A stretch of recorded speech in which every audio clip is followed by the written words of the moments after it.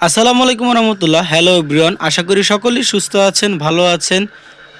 আমি এখন যেইখানটাতে দাঁড়িয়ে ভিডিওটি করছি, আপনারা দেখতে পাচ্ছেন ভিডিওটি অনেক সুন্দর মনে হচ্ছে এবং আসলেই নদীর পাশে এমন একটি সুন্দর বন এবং নৌকা চলাচল করছে, ট্রলার চলাচল করছে।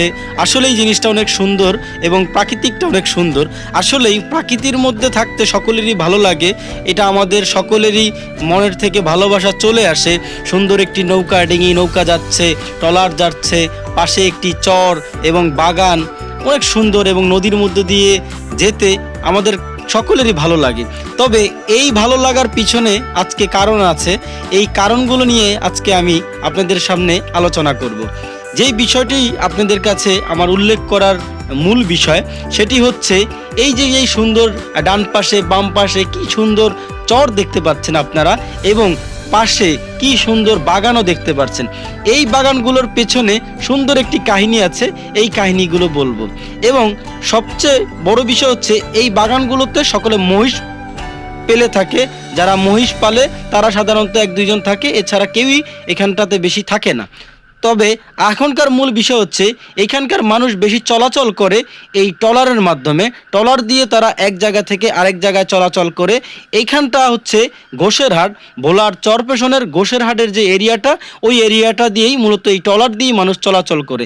আজকে যেই বিষয়টা নিয়ে কথা বলবো সেটি এই ভিডিওতেই দেখতে পারবেন। এখন এই চরে যারা বসবাস করে তারা মূলত এই যে এইভাবে নদীর মাঝখানে আইসা মূলত দাঁড়ায়, তারপর হচ্ছে ওনাদের নামতে হয়। অনেক কষ্ট এবং ঝুঁকি নিয়ে তারা মূলত এই চরগুলোতে থাকে। এই নদীটার বা খাল বা নদী যাই বলি না কেন, এটার এই যে এই পাশে হচ্ছে মানুষ থাকে, এই পাশে মানুষ থাকে। তারা এই যে ট্রলারগুলো থামায়া তারপরে তো ভিউয়ার্স, দেখতে পেলেন এটার মূল রহস্য কি এবং ভিডিও করার মূল রহস্য কি।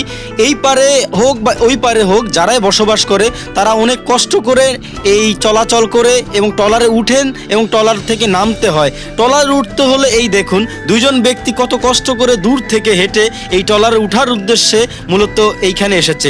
তাহলে আমরা যারা শহর পর্যায়ে এবং পৌরসভার পর্যায়ে থাকি আমরা কতই না ভালো থাকি, এর শুকরিয়া আদায় করতে হবে আলহামদুলিল্লাহ।